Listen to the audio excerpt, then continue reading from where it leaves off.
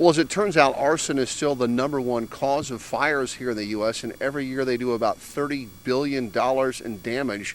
State Farm wanted to make sure this was not a deliberately set fire, and so they've posted security guards here until this investigation is complete. Coincidentally, State Farm is also the insurance company that bought and then bankrolled the training for this accelerant-sniffing dog. Mako now belongs to the Spokane Valley Fire Department, and when he was here on Friday, alerted on several areas inside the home that smelled like petroleum.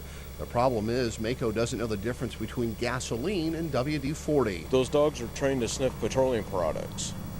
And so we live with petroleum products around us every day, plastics, everything. And that's why investigators then took samples of what Mako found interesting and put the charred wood or carpet into sterile paint cans and then shipped those materials off to the lab. The dog alerted on a couple of places and we weren't able to determine what it was. So we'll take some samples, send it to the lab, and let the lab tell us what it is. After State Farm started up its dog program, it found that the canines tripled their arson-busting capabilities.